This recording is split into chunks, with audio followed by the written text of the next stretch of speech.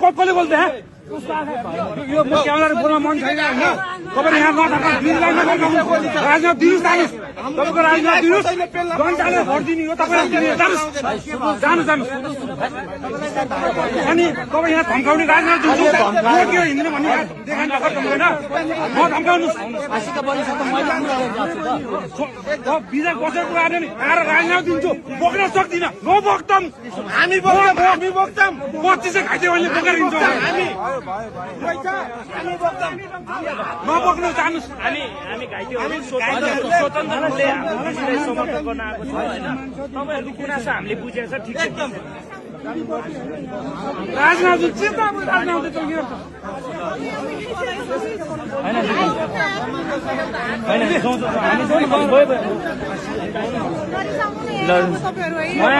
आफ्नो पार्टीको प्रति चाहिँ सन्तुष्ट दबाब आइरहेको छ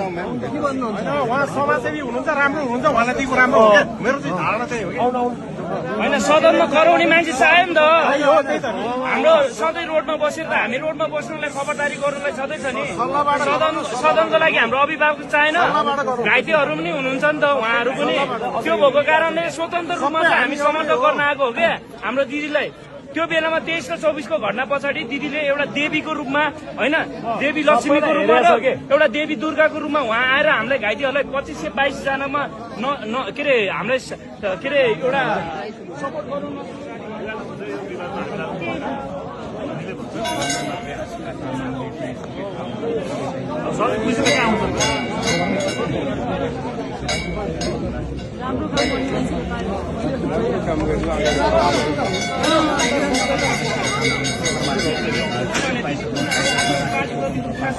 तपाईँ यसो गरौँ त पहिला हाम्रो घाइते साथीहरू हुनुहुन्छ दिदीलाई साइडमा राखौँ न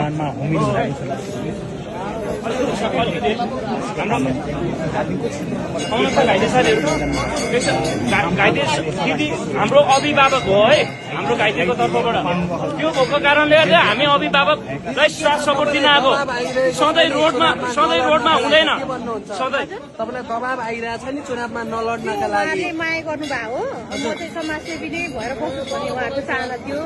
तर कस्तो भन्दाखेरि जो चाहिँ बुझ्नुभयो नि यस्तो घाइतेहरू हुनुहुन्छ होइन उहाँहरूको लागि आवाज उठाउने कोही त हुनु पर्यो नि सदनमा भनेर चाहिँ म चाहिँ स्वतन्त्र भन्दा पनि अब स्वतन्त्र पार्टीबाटै जाउँ भनेर चाहिँ घन्टी चिन्ह लिएरै नै अगाडि बढौँ भनेर चाहिँ अनि हामी चाहिँ सरसल्लाह गरेर नै आएको हो अब यहाँ विवादहरू भयो भाइ अब के छ तपाईँलाई चाहिँ खासमा किन हो त यही अगाडि नै अपमान भयो त तपाईँ